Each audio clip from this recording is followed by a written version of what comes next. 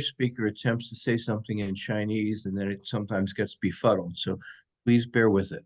So we're about ready to hear Landscape of AAPI Films, Past, Present, and Future. And I want to mention that we're so lucky to have Felicia Lowe, who is an award-winning producer and director for over 50 years experience and has had documentaries, Chinese Couplets, Carved in Silence, China, Land of My Fathers, Gold Mountain, Chinese California Stories, many others.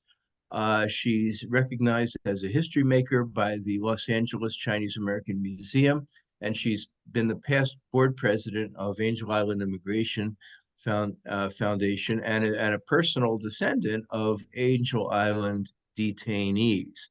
And again, we're fortunate to have Donald Young, who is the director of programs for the Center for Asian American Media and has supervised over 150 award-winning projects of a national scope. And he's worked in documentaries and independent feature films. So with that as an introduction, the San Diego Chinese Historical Museum and San Diego State University is thrilled to present Felicia Lowe talking about the landscape of AAPI films. Felicia? Thank you so much, Bob, for the lovely introduction. And you said 50 years. It's surprising even to me when I count down how much time I've been doing this. I come to this film business through journalism. I studied journalism, and I often credit my parents for actually inadvertently encouraging me to go into the field because, you know, they never answered questions I had when I was a kid. And I knew that if I went into the business that maybe then I would get some answers. But it was really the power of film and video that and its dynamic medium that reaches so many people at once that really attracted me to studying more about it. And so by moving to New York and getting a job at Children's Television Workshop and the very strong movement in the late 60s towards affirmative action training programs to get more women and people of color into the film and television, I was able to be the beneficiary of a couple of really well-endowed programs. And that eventually led me to back to the Bay Area, where I grew up. And I ended up being a news writer for a number of years, and then became a news reporter. That was in 1973. And if you can believe it, that made me one of the first female Asian reporters in the Bay Area. And it was a terrific training ground, and I learned so much about it. But what I really also understood was after that training, I was very eager to do stories that were a little bit longer, that had a little bit more staying power. And that has been pretty much the motivation of how and why I do the films that I do. And with that said, I'd like to show you a highlights reel of the 4 documentaries that I've done. Would you please roll tape?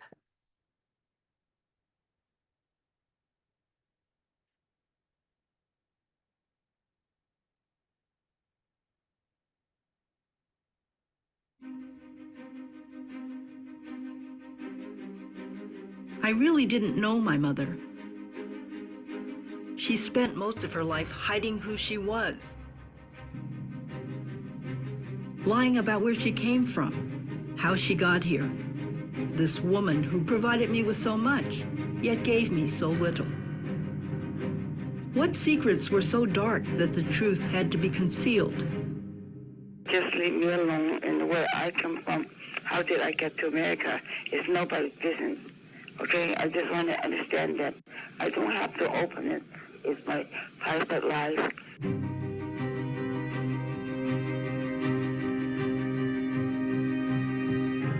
It would take half a century and thousands of miles before I'd find answers to those questions. Cuba? When did you go to Cuba?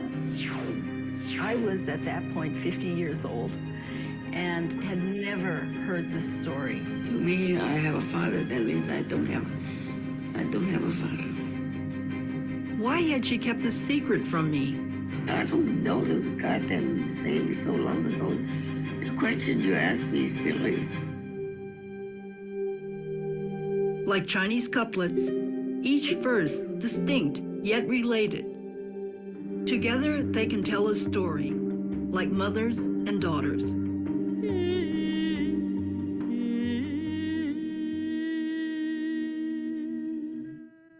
Hope you see, I buried you in my American school with my practical English, because your skin was the color of aged ivory, not quite white enough to melt into the pot.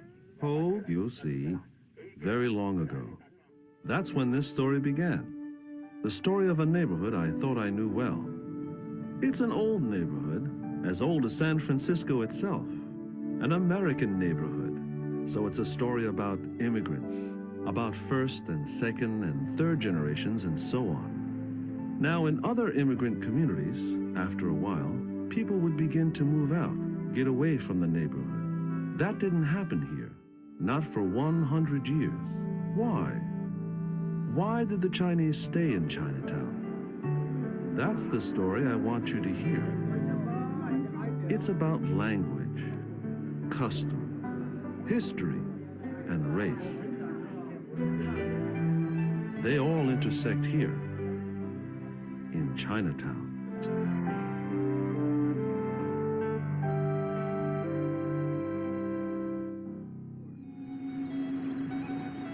But Mock did not cross the Atlantic Ocean. He crossed the Pacific, leaving behind the political turmoil and grinding poverty of his native China.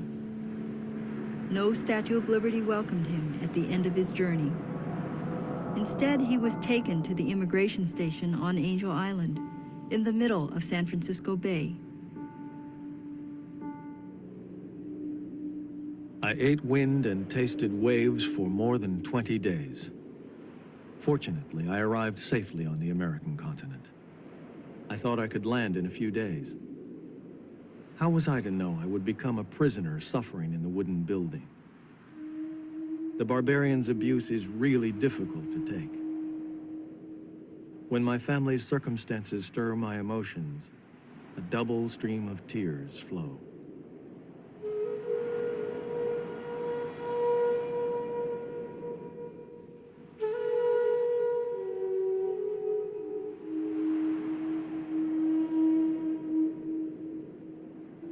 Like many Chinese immigrants, Lo Wing-sun came under an assumed name.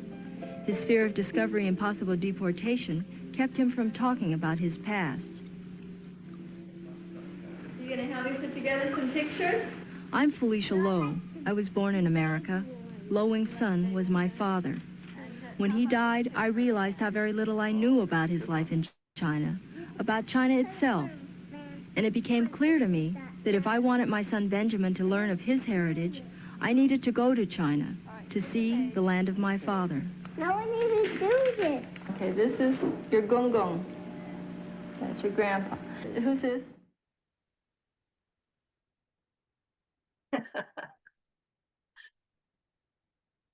I apologize for the jerkiness of that that highlights reel. I think it's just something that happens through the internet.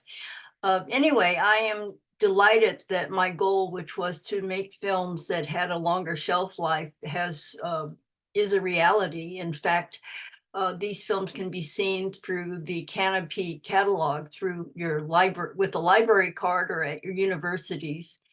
And it just gives me great pleasure to know that I have produced works that still have value today.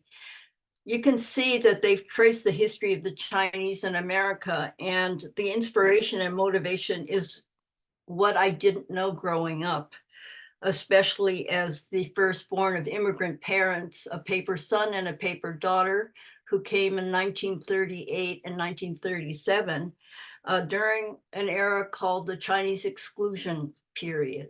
And that lasted from 1882 till 1943. Further, growing up in the 40s, 50s, and 60s, there was virtually no Asians visible in media. We were invisible. And I like to borrow the phrase from a friend of mine called the presence of absence.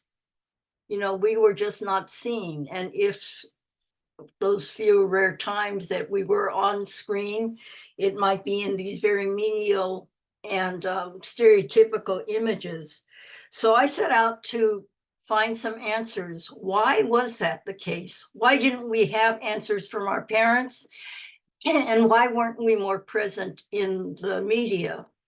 So that tracks the films that I've made. And I just wanted to contribute to, at that time, a foundational library, contribute to something about our past, because at the same time, I was looking for answers. They were shared questions, I think, of my generation in particular. Why didn't my parents not tell me where they came, much about their early life before they came to this country?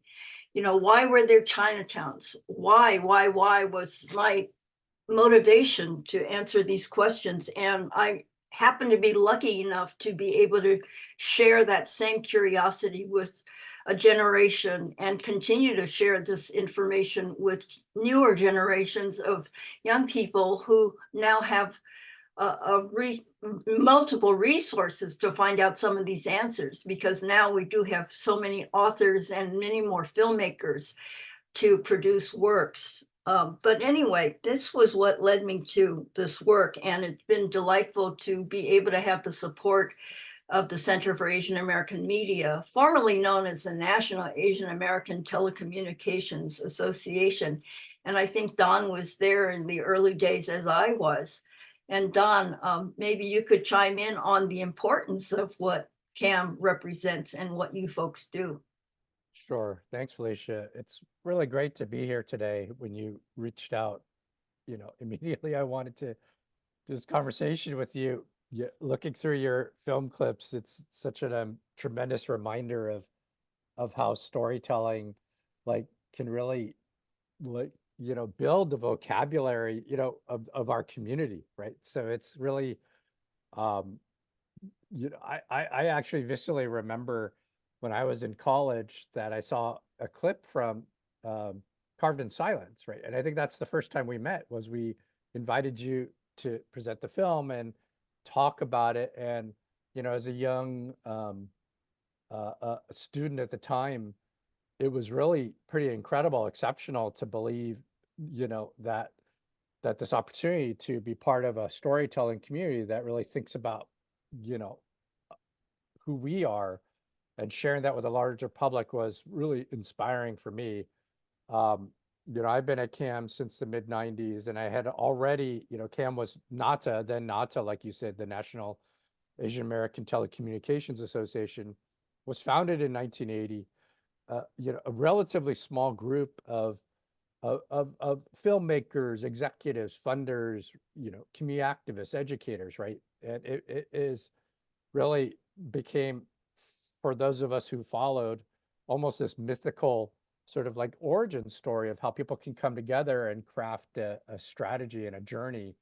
And those of us who keep doing this work, keep aspiring to that original energy and impetus that you all were a part of. CAM, we're based in San Francisco, and it's a privilege for us to do this work. Some of our highlights were we co-produced the Asian American series in 2020, which came out right during the uptick in anti-Asian violence during the pandemic.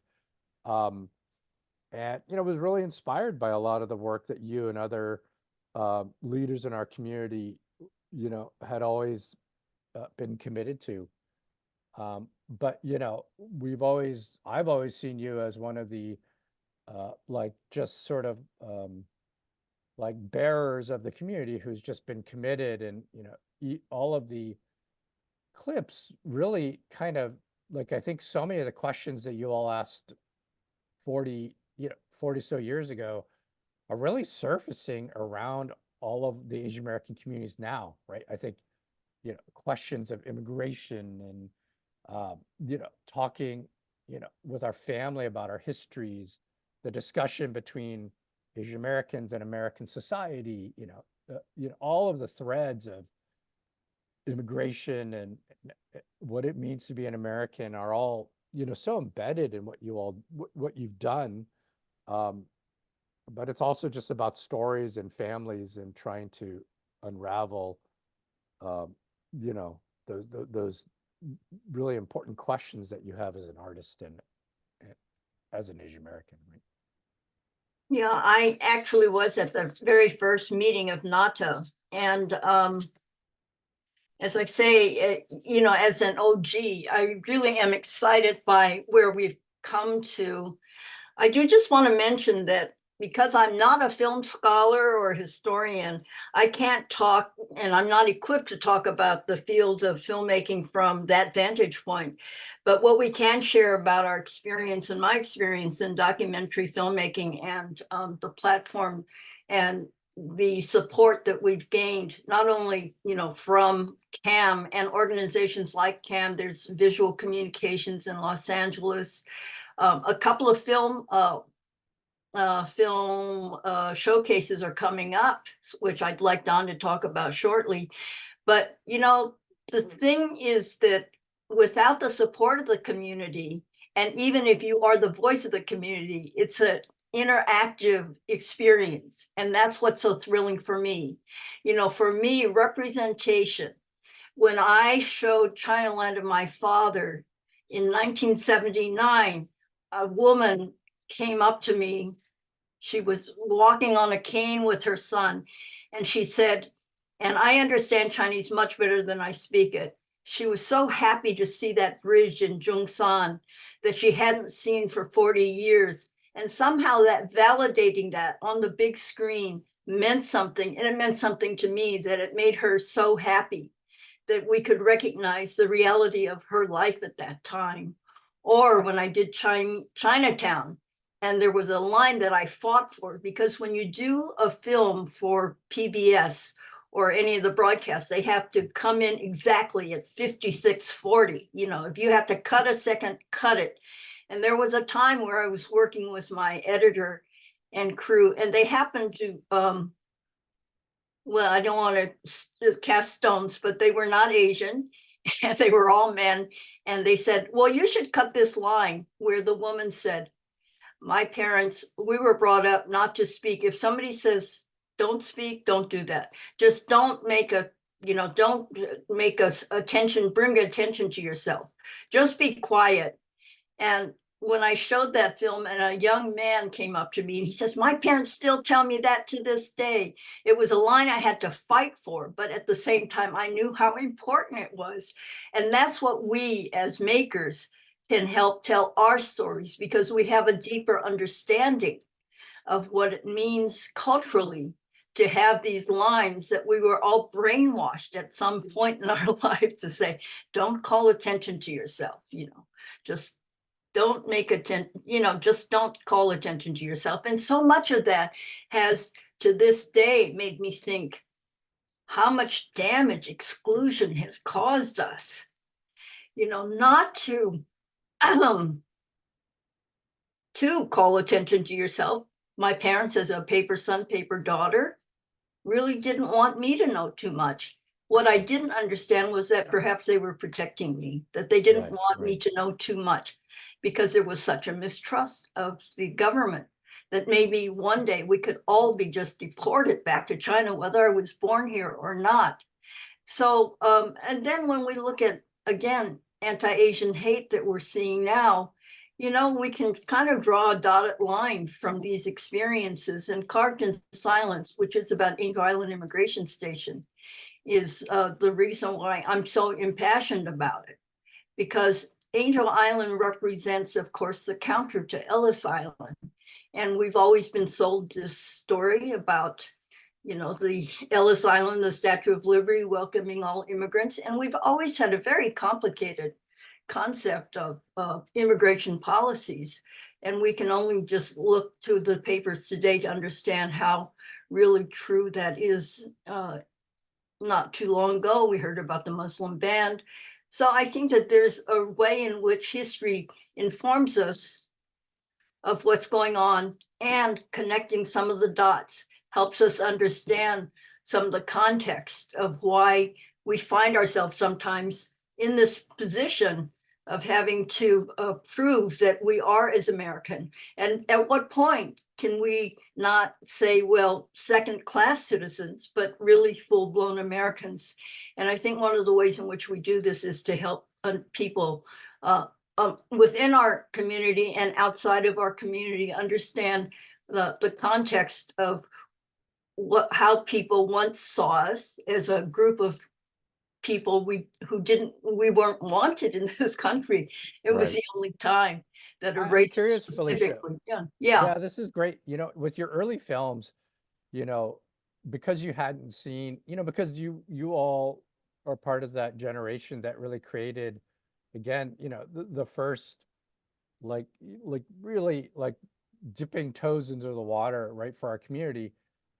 I'm curious, like with your first film with Chinaland, like what can you talk a little bit about like the inspiration, like what do you, kind of describe like when you knew you wanted to make that particular film, and what like your hopes were in regards to who might see it, who you're making on behalf of, like it would just be great to hear like just set that moment of inspiration that really, because you created something that hadn't been seen before.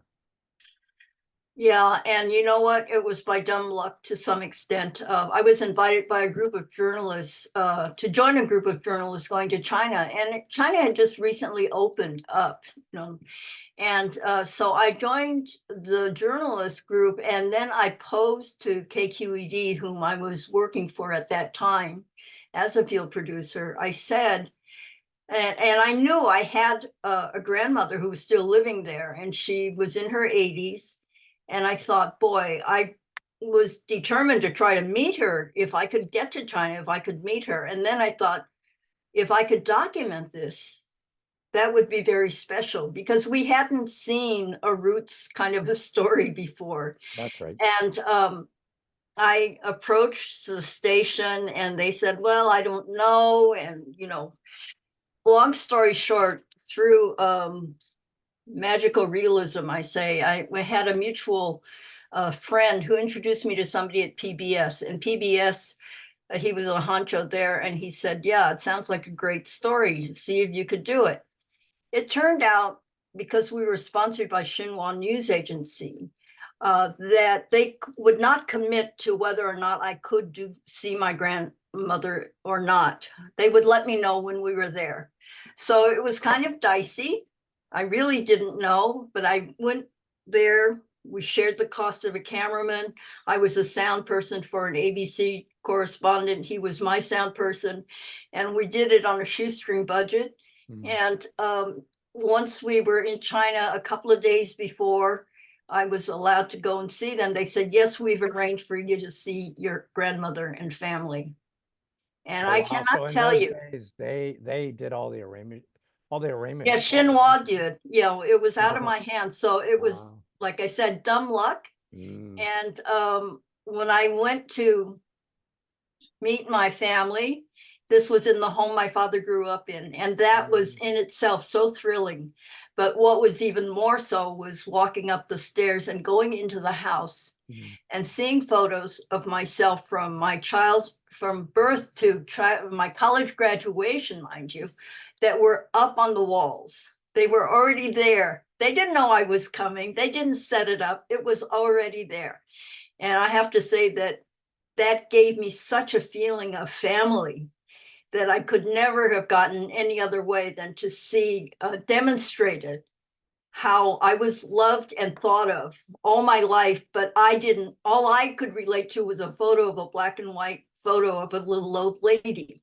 So I have to say that was just such a rich experience. And when I see that moment where I meet my grandmother for the first time, I still get thrills and chills from it because it was so special. And like you say, Don, it was a universal experience because, of course, I started getting letters. I went to Poland and experienced exactly the same thing, went to Italy, and mostly to see ourselves as part of the broader human universal experience, I think is what we can do very effectively with film, because sometimes you need to see it to believe it. And so from that standpoint, I feel lucky that I was able to share that and represent us. That's great. Can you talk about, like, so as I was researching today, I don't know if you know, was it last year or the year before, Wayne Wang he had a New Yorker interview, right, where they talked about his work, and he cited both you and Lonnie. and Lonnie, and so, and in the clip you just showed, you had, from the KQED production where you did the film on neighborhoods on Chinatown, you have like Charlie Chin and Jenny Lim, you talk about that early like community that you were a part of, how you all sort of worked together, but that was really instrumental, I think. That was really kind of the very first kind of creative wave of community where there was just, it felt like there was this messy kitchen that you were all kind of cooking in together. Maybe if you could talk about what that era was like. Well, it's funny because I caught that article too, that Wayne would mention me, because before he did films, he was a community worker, and then he started doing some TV shows. And you said kitchen table, he did come to my house for some advice at my kitchen table, and we talked about some kind of technical stuff he needed to look over. And so, it's like with such great delight that I see where he went, just as when and I've said this to you before, I'm like a proud auntie when I see where you've come from. When I met you as a student, and here you are in management and a leader, and you've influenced so many other filmmakers and nurtured so many of them, including myself, with new technology. But we'll talk about that even more later. And then Arthur Dong, who's done very well. He got his first paid job being an intern for me. So it just delights me no end to see where people have gone when I met them at the front end. Jenny Lim, I met in New York when we were both in the same program at Columbia University for this broadcast journalism program. And Charlie, I met when I was in New York, but he had moved out here. So I'm always kind of on the lookout. And it's funny because I think you as a producer also understand that, we're always looking about what's going on, who's doing what.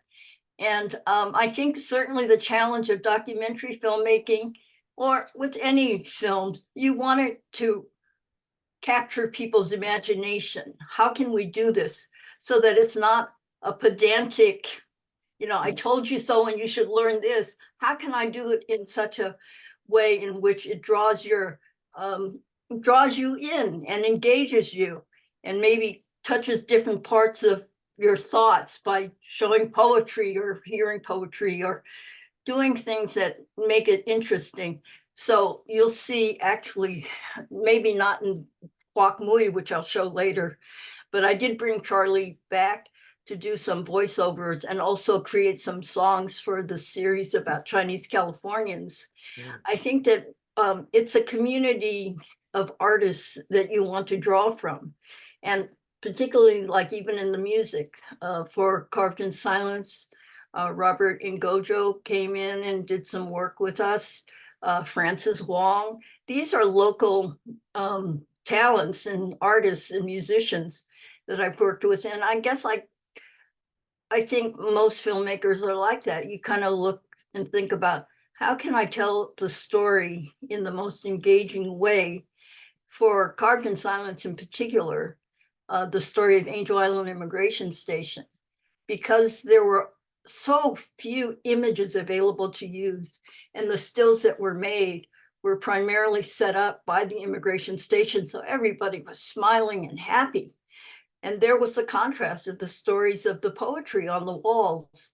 And the information and learning about Angel Island came from the initial book that was written, the poetry and history of Angel Island Immigration Station by him, Mark Lai, Judy Young, and the poetry translations by Jenny. And they were a resource, and the key resource for making that film.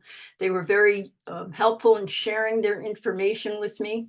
And the trick, of course, was to find people who would be willing to be filmed. In the book, they could be anonymous. You wouldn't know who they were, even if they gave their name, but to find people who would be willing to talk. And it was a generation that was very camera shy, of course, and understandably so. Also, my inclination was to find people who would be interesting to see and who were articulate and who were able to be free to talk. And I'd love to tell this little side story. While they all spoke English, they were not comfortable speaking about English in this very personal part of their lives. And so I asked Judy Young if she would do the interview with me. As I said, I can understand better than I could speak. And Judy did help me conduct the interviews, and we had to do 2 sets. And I'll tell you why. The first time we did it, we were like good Chinese daughters. We weren't aggressive. We were just, accepted what they had to say. And we got very flat interviews, and they were just not usable. And so I said to Judy, I think we need to do this differently and present it in a non-journalistic way, which I was trained to do. I said, let's go in there and say, instead of how did you feel, we'd say, you must have been angry, when they did this and that. And we got a better set of interviews. But these were things that I learned in terms of experience and understanding. Of course, any interviewee would be intimidated by having cameras and lights pointed at you and 6 people behind and mics hanging on, with sticks and all of that. So it was really understanding that we need to make it much more comfortable for them. You have to win the trust of your interviewees. And that was the same with Chinatown. I think Yeah. Chinatown and the people of Chinatown have always been very protective of their community, and for good reason. And part of it, of course, is because of exclusion and paper names and family secrets and so forth. So I've been delighted to have, I guess, gained the trust of the community to be able to do the films that I've done. Yeah, it's interesting. You also talk about how, if you look at each of your films, the how you tell the story evolves, right? Or you also craft a film that meets that finds its way to the stories and the characters. I'm also reminding Carved in Science, I remember very viscerally, like you mentioned, the images that were taken at the Angel Island immigration station were also often staged to present a certain kind of history.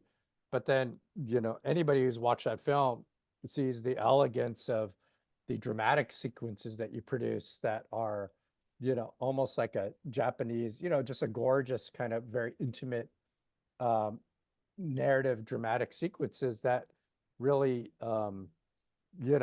like elevate the isolation and the, like you remember visually the characters and you feel the isolation and the emotions and the humiliation and the rage, right? So it's like it's very, between that and trying to land on my father, like they're very different ways of telling stories, right? Yeah. Well, actually, I can't say that I've been prolific because, it took almost like every 10 years I finally deliver a film. But that has a lot to do with just the nature of filmmaking. You have to raise money to be able to make films. Today, you can do it on your phone. Some have. But, at that time, even with a modest budget, it still required raising funds, writing grants, and so forth. And one of the things I did want to mention about that beginning CAM meeting, which was in NATA, I was able to meet people from the National Endowment for the Humanities, the different funding sources of PBS and CPB and so forth. And through that, I made one connection with Steve Rabin, who was one of the program officers at NEH. And he invited me when I told him about Carved in Silence. He said, that's a humanities film project. You should apply for a grant because that it would be, it's the kind of things we look for. And in fact, he invited me to be on one of their panels to select projects. And it was really a wonderful way to give me insight into how these proposals are written, what kind of discussions happen on these panels. And, since then I've been on numerous panels, but it was such a rich experience. And it was because of that connection that made it possible, that Nata gave me to meet other people in the field. And then CPB, Corporation for Public Broadcasting, and PBS, they offered a number of gatherings for people of color, women, to meet together and brainstorm and collaborate. So these early opportunities, I think, are because of organizations like CAM, like VC, to make it possible not only to commune among ourselves as colleagues, but also beyond, so that we can spread our wings. And that's, I think, contributed to the growth of materials that we see today. I mean, it's so exciting for me to see what's available and how many filmmakers are doing different kinds of genres. I mean, we've got everything from absurdist comedy to, straight up docs and narratives. I mean, you're more well aware of that because you've been programming these things. Trying, yeah. Maybe before we jump into present day and the future, I'm curious, like, the name of your production company is Lowdown. Right? So but then you were also, as I was, I was well aware, I knew you had participated in the Miss Chinatown, but that you were Miss Congeniality, right? So it's pretty great, right? But maybe talk about so much of the Asian American filmmaking space, media arts too, is led by women, right? Really, I think actually we did some data on CAM's funding throughout the years, and we have supported more women filmmakers than men. But if you could talk about, like, who are these filmmakers that you kind of have come of age with, and like, what does it take to be a filmmaker, right? Like, just if you could speak to that a little bit, I think it would be really, you all are almost as dynamic characters as the stories you tell. Thank you. Actually, I did want to credit Emiko Omori, who was the camera person for Absolutely. Carved in Silence, all those reenactments, and for all my films, she's been an important part of it. And she is, certainly a standard bearer in terms of people who've been in the business. She was a news camera person for KQED for many years, and for those who don't know her, she's barely 5 feet tall. And she used to have to carry these heavy cameras. But anyway, we met and have worked together for a long time now. What did it take? It's a lonely road, and I don't know. I think I used to, because I have two children who were quite young at the time I was doing this business, and I used to have to write my grants late at night after they were asleep and stuff, and I used to say, it must be so much easier if you were single and you didn't have this added responsibility. The fact of the matter is that I made the film for the kids. I mean, the films themselves are like other kids in my life, because they require so much attention, and and they're on your mind all the time when you're doing the work. I guess, how to answer what it meant as a woman. Were there more obstacles in my way because I was female versus being a male? I think that it's just a very tough business being in filmmaking. And one of the things I did, and I was a resident filmmaker at San Francisco State for a number of years, is that I used to show students my rejection letters, if you will, because I think what it takes is a kind of devotion and stamina, and you cannot be too thin-skinned, because now I imagine the market is even more competitive than when I was in it. I think what we were doing was saying, hey, films about Asian Americans have relevance. We're important. We need to open the door for this type of acceptance of who we are so that we could tell our own stories. Now, I think it's a question of competitiveness. There are many more Asian American filmmakers who are graduates of film schools. That wasn't the case when I came up. I have to say, a lot of us kind of came through various doors, mine through broadcast journalism, others through various internship programs. Lonnie, I think, came through KQED doing local commercial, programs, community programs. We all came from different directions, but I think it just takes a kind of passion and devotion and, to be able to stick with something. The filmmaking part is the fun part, but that ends up being 5 or 10% of the time. At right? best case, that's right. Yeah. At the best case scenario. Yeah. Otherwise, it's the business side. It's raising money. It's doing the pitches. It's going to conferences, meeting people, selling your product, and hopefully you can pull it together. And for organizations like CAM, which gives out, distributes some grants, it's been critical support system.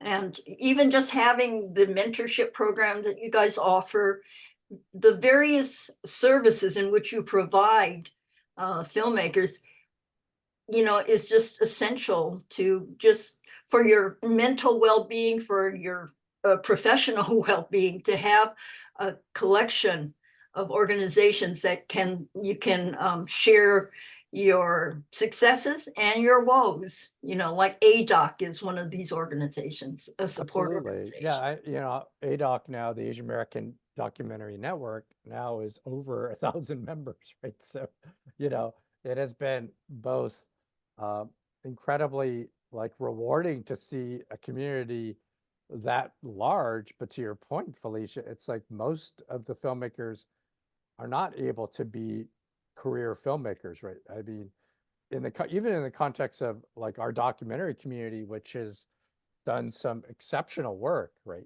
I think for example, the Japanese American the films about World War II at Interment are amongst the most distinguished genres in all of documentary, right?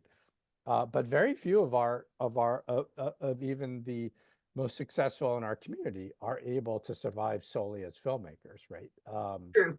People teach, people do commercials, people shoot or edit or consult or do other work, but it is a rare situation in our community where filmmakers can solely be filmmakers, right? So yeah, and I think that's true across the board. I mean, how many people survive making a living doing that? Ken Burns. I mean, that's such a rarity. In terms of survival as the sole means of survival for making films, but it's an addiction in the sense that it's something you must want to do. You feel like you have a story to tell, and you must be the person to tell it. And it's a pretty exceptional privilege, right? When you get it right and you're able absolutely. to resonate, I mean, your films, the films of our community, it's like you look at, your, like you said, you said, you haven't produced a lot of films, but those films become, every single one of those films, the people who could, it is a gift that you're able to capture their stories when people are around, right? It's like, there aren't people practically alive anymore who went through Angel Island Immigration Station, right? There were, it's powerful when my my grandmother passed away. She was, I mean, I think you had met her, right? But she was on Nob Hill and passed away in 2018. And then so it was only at that time, Felicia, I didn't tell you this, where my grandfather was involved with one of the very involved with the associations. I found out after that my grandfather, my maternal grandfather, was best friends with Harry Chuck's dad, right? So and it was only through Chinatown Rising that I saw the first time in my life moving picture footage of my grandfather, right? He had passed. Oh, that's fantastic. Really young. But the point is, when she passed, it turns out that he was on the other end of the association, where we found a number of immigration documents where he was on the part of helping to create, like through the association, sponsorships for Paper Sons, right? So it was, I'd never seen that part of the community journey, right? So where, you know, it is, but you know, obviously at that moment, it made me sad that I couldn't really talk Ask with the him questions, about it. right? Yeah, and my experience of coming into this work was, you know, I thought that there was going to be this desire. He went through Angel Island and was there for a long time, for 9 months, right? I mean, it was very, yeah, a long period of time, even for those who went through. And you know, it was after I had seen Carved in Silence and had gone through a number of Asian American studies with Su Cheng Chen, and you know, and really thought that the work that I was doing would be like, you know, thank goodness finally one of my grandkids wants to help me tell the story. But he was really resistant, right? He was in fact, you know, just not wanting at all. And we actually never had a conversation because just quite simply he didn't want to talk about it. So the, you know, the bravery and the vision that you all have as filmmakers is what, you know, is really, again, created the foundation that we're all standing on. But now I'm reminded of people like Sean Wang, you know, this film coming up, Didi. Like there is, you know, maybe it's a very vaunted position where, you know, if you look at, I don't know if you've seen any of his documentaries, they're beautiful films there, but also he's now creating, you know, he has this film Didi that's going to be released. You know, I'm curious your thoughts about the future of storytelling and community, and you know, what do you think when you hear about filmmakers like Sean? Well, you know, I mean, it's so exciting to know that three of the 5 short documentaries that had that were nominated for Oscars, Christine Turner, Leo Chang, and Sean, were the makers, and their 3 films were nominated on the short list for Oscars. And while they didn't win, they won. You know, their nominations say everything. And where we've come to is, you know, to me, it's like it's so abundant relative to where we were. So when you think about, say, Anna May Wong, I'm digressing, but she started her career in 1917, and 105 years later, Michelle Yeoh wins an Oscar for Everything Everywhere All at Once. You know, that there's a trajectory that says a lot already, you know, in that statement, and that we would have these very successful meaning that it's been received by a broader audience than our own, that consider the work of a particular caliber that it wins awards, I think, you know, also says a lot. Now, will that stand? Is that just passing thing or not? Hopefully not. But we are in a place, because there is an abundance, where it allows filmmakers to be as creative or to derive characters who are not perfect. They're as messed up as anybody else. You know, there's something that's, I think, freeing for newer filmmakers that maybe I'd like to hope that we freed them of that. You know, I mean, there's the basic foundational information, which I feel like my documentaries kind of establish a journey of what happened. Yeah. And why the Chinese have had this kind of model minority stereotype, that may not be true, but also, sheds light on acculturation patterns and how we're perceived and who we are as in my particular generation or my parents and grandparents generations before them, to where we are now, where that's not as much of a fear because of more recent immigration patterns, and exclusion is kind of forgotten by many, or it doesn't relate to the people who've come more recently. And so that doesn't hold them back in any way. Yet there is still, as we know, a very thin layer of that racist baggage that America has held, that sometimes rears its head, whether you're going to Harvard. And I see one of the films in the film festival, Campfest, is about how some Asians were the ones that wanted to get rid of affirmative action. That's right. Yeah. So we're a very diverse group, and that's something I almost would love for you to talk about, because now when we talk about AAPI, it's really broadened. It's including many other groups as well. Sure. Never mind the diversity within the Chinese community of who we are, because we are not the same politically or socioeconomically. There's no consistency. There's a lot of variety even within our own group. Sure. I mean, we are at a very important moment where, like you say, a lot of the early organizations that served, that were created to champion the possibilities of the community, like a lot of the social forces, right, in the 60s and 70s are really happening again now, right? So the social cultural debates, issues of class, political divides, like they're all back now.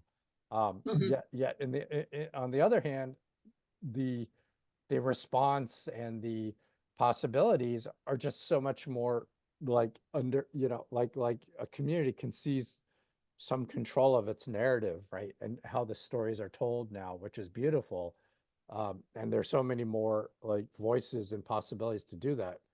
But at the end of the day, the system is still relatively the same, right? There aren't enough opportunities.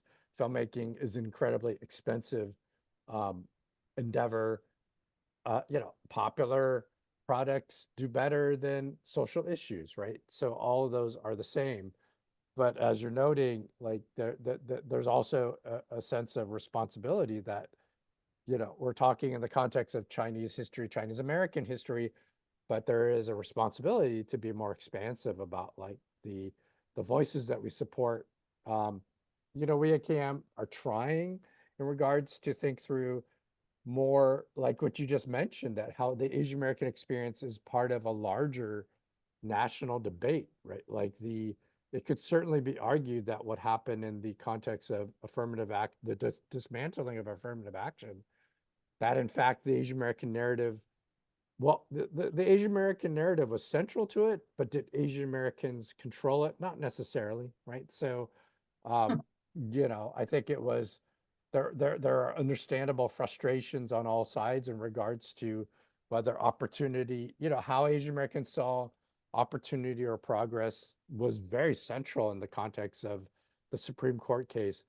But I think what was also very clear was Asian Americans didn't control that narrative, right? I think we were, I think that case in the context of whether a number of Asian Americans were given opportunity becomes this unraveling of diversity in the future of America that affects, our kids, our grandkids, and how how the American journey will be moving forward. I think we're trying to grapple with that, of how do we begin to look at issues such as immigration reform, education, American regions, telling a different story in the context of the American experience.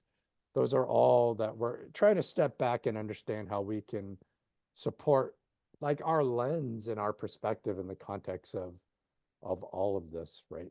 it's both a daunting but exciting time. Mhm. I noticed in the CamFest catalog that you have now films by South Asians, somebody from Myanmar, some other places that we ordinarily don't think about or consider Asian American. I think there was a Pakistani film. There's a real variety. And are they among the umbrella of what we're calling AAPI? Well, we historically have supported, we as an organization exist to support predominantly stories by and about Asian Americans, right? Prioritizing that. But I'll put the festival in the chat. But we also try to support diasporic perspectives that speak to the Asian American experience, in the context of some themes like family discourse or immigration or racism or some kind of compelling narrative that connects to our community, right? But the majority of the projects that we support or that are in festival are Asian American centered. But there's always these ebbs and flows of how the diaspora is part of this conversation, right? Mhm. Yeah. I think it's important that we don't silo our stories also. We don't want to just have Chinese film, Chinese American films. Yeah. We want to actually, the more we can show our particulars, but also the universality of our experiences is so important, because this is how we build allies. This is how we build compassion and empathy for other groups, as they hopefully would have that for us. There is a question on the chat box here. Do you know what happened to Lonnie Ding's films? Do you know the answer to that? Yeah, I think I was looking it up as we talked. They're also on Canopy. I noticed a number of them. Are they? Yeah, I wasn't aware of that so thank you for the question. But yeah, a number of them, Cam, we've certainly been a part of where with Lonnie's husband David, that they were restored. A lot of them have been restored, and then I just see they're also on Canopy through the public libraries, right? So. Yeah, I just typed in, it's Canopy with a K, and many libraries hold their catalog, as well as university libraries. And also, I'm going to add my website. Many of my films can be seen on Vimeo. You can see it on Canopy and Vimeo. So I'll add that to this information list. I was going to show you a short little clip from, maybe we'll just show it now, because one of the points I wanted to make was that we have, there are many more kinds of ways in which you can tell stories. And I already mentioned these little 2-minute clips. And the challenge was to see how I could grab the attention of young kids on a field trip and also have them have a decent takeaway. And so I enjoyed this animation. So why don't you go ahead and show that one now, please?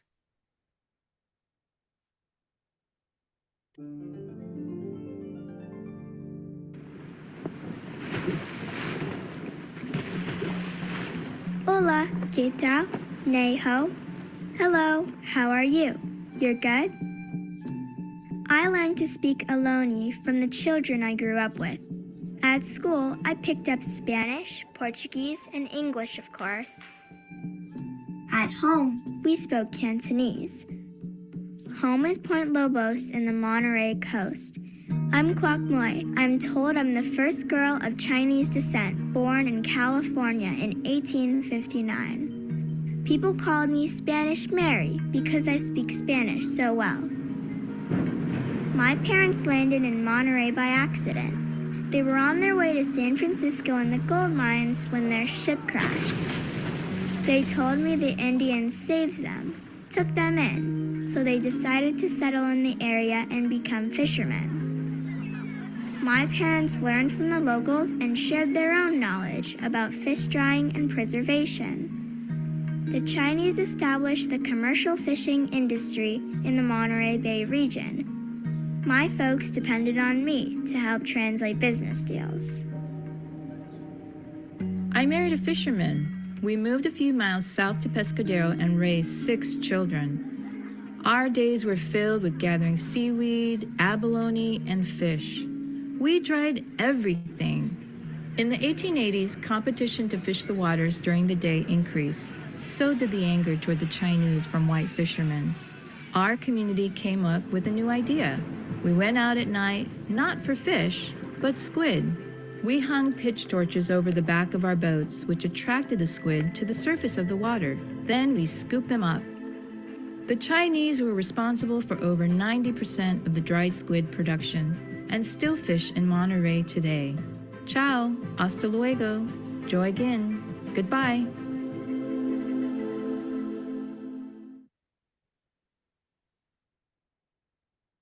That was just one of 17 little videos we produced for this museum exhibit called Gold Mountain Chinese Californians. I really enjoyed that, and I think it was, and not I think, I know, Don gave me an opportunity to learn about a new technology called 360-degree virtual reality video.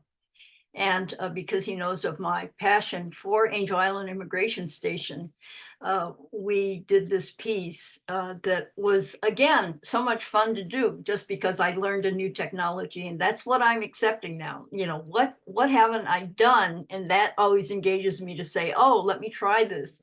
So that was a really great experience. And I just wanted to say something about Angel Island Immigration Station. Like Don, I did not know my own father and grandfather had been to Angel Island until years after I made the film. My father had died, he never talked about it. And I was finally able to access records, and I saw his transcripts and learned this about my family. With my mother as a paper daughter, I could not read her transcripts because I had to read her sister's transcript, who came in an arranged marriage, who talked about her life. So that was how I was able to learn something about my mother's life. But again, also like Don, it was my daughter, the granddaughter, who got my mother to start talking. And that's how I got inspired to do Chinese couplets. But what I'd like to do now is share the screen to show you what 360-degree virtual reality video looks like.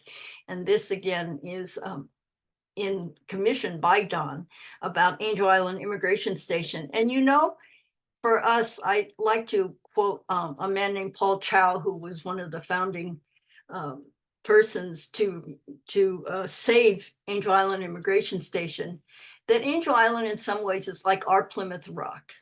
You know, it really did start, it was built, first of all, to enforce the Chinese Exclusion Acts, but also, you know, our story starts there in many respects because of what it signifies. And it's won its national landmark legislation simply because of its rich history, and the walls talk there. So I'm going to share my screen, and let's see if I can do. I get technically scared about these things, but I think we tried it out before and it worked out. I'm going to do this, and you guys will see this. It's a little 5-minute video.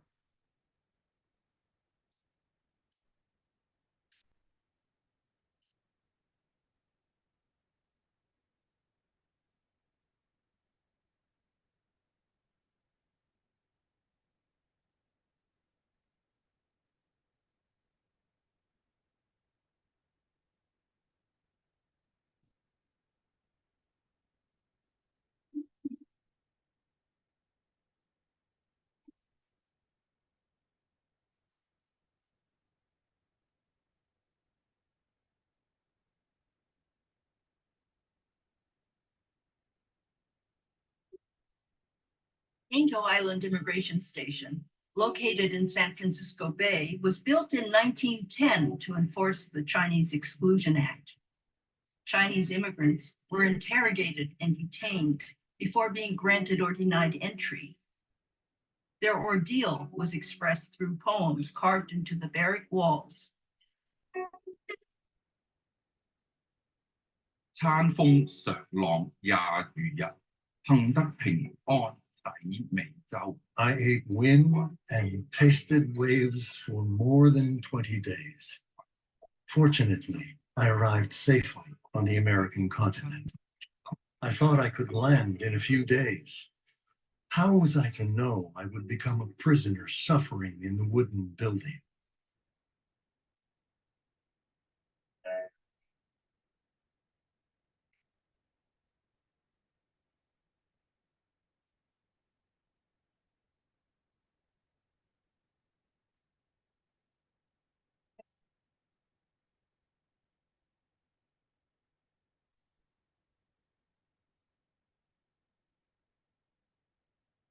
"的長堤詠萬千千，盡皆願如及愁熱。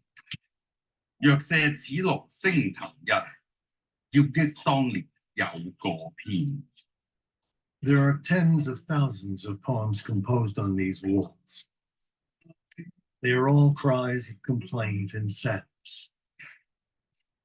The day I am rid of this prison and attain success, I must remember that this chapter once existed.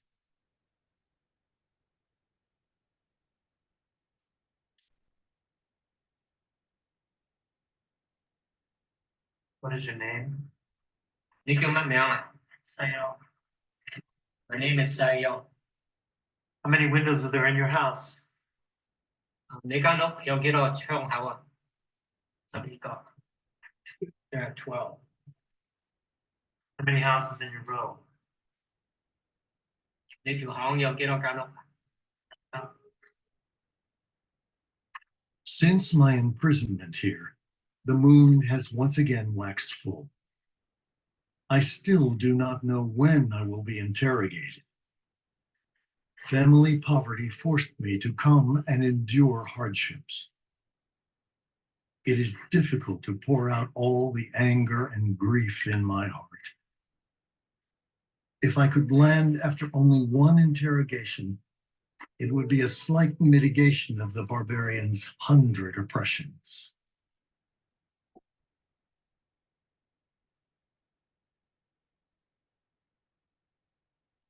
In 1940, a fire destroyed the administration building, forcing the closure of the immigration station. Luckily, the detention barracks and some 200 poems survived.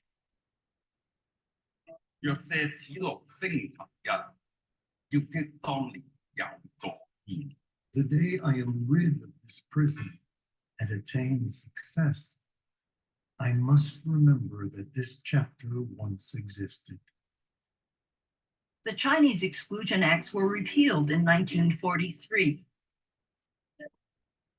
Today, Angel Island Immigration Station is officially designated a National Historic Landmark for its cultural and historic significance.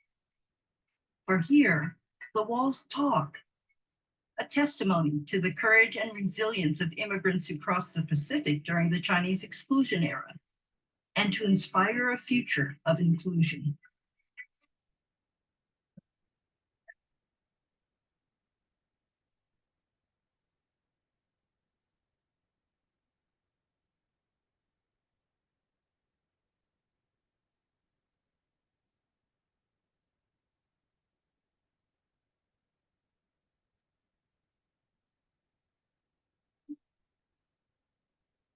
You know, Felicia and Don, I want to thank you folks for this wonderful presentation. And we're coming close to the end of our session. And I found this to be remarkably fascinating, the origins, current, future of the Asian American experience. You know, the universality of this is not to be diminished. I mean, I myself, you see my name on the Zoom thing. That's not actually my last name. I don't even know what my last name is. And my father was born in Romania and came to the United States as an infant in 1900. And his father died and his mother remarried. and that's where Stein came from. His actual name, his surname, I don't even know. Believe it or not, I think my sister does. And my son-in-law's father is born in Mumbai. And why is he in the United States? Even though you're right about the 1943 Chinese Exclusion Act being repealed at that point, it did, the 1924 Immigration Act prevented almost all Chinese from coming to the country anyway. And it wasn't until 1965 when Lyndon Johnson signed Emmanuel Sellers Immigration Act that we have the current influx. And so a guy from a defense plant goes to India, and my son-in-law's father was a young engineer, and enticed him to come to America. And that's basically the story 2 years after the 1965 Act. So these are just universal stories. And I just find this all fascinating. And you mentioned Canopy, that apparently you need to have either a university position or a library card to see. And is there any other place where we can see your videos, Felicia? Yes, I've listed them in the chat box. The vimeo.com/Felicia Lowe, you can see that. And also, if you want to see Pacific Gateway so you can manipulate it yourself, the movement I was doing was just to show how 360 works. It's not really a jerky film, but it's meant to be able to see all around what's going on in that frame. So it's very exciting. I loved it. I love doing that. Okay, well, this has just been an enormously different and entertaining morning, and I want to thank both of you for coming today. And I want to ask Elizabeth whether she's been looking at the chat box and whether there are any questions that she's seen that she wants to grab from the audience. No, I think the question that we had was from Professor Su Fan Chong, and I think it may have already been answered about Lonnie Ding's films. Yeah. Okay. So I'm continuing to look to see if anything new has come up. And also if anyone would like to raise their hand and address our speaker and our discussant directly, I am attentive to that. I want to thank Lily Chang for pulling this together. She has been such a powerhouse, and I would say like a super fan. She has written a nice profile of me. If only I could read Chinese. That was a nice 4-page spread. She has promoted the work that I do, and you know, I'm threatening to come down to San Diego to show some of my films to the we love Historical that. Society there. Yeah, I have a comment and also a question. My comment is, I saw someone talking about it is about time that we raise our voices. Yeah. It is about time that we spread our wings. So my comment is, how many of us are willing to be vulnerable, and how many of us are willing to spread our wings? So this is actually for students who are in training, in learning how to do videos or cinemas or in journalism and so on. So that is my comment, is it is about time that we really share more.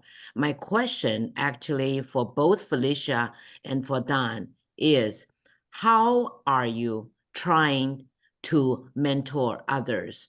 How are you able to engage and empower those who feel like being a doctor, a lawyer is much better than being a filmmaker? Or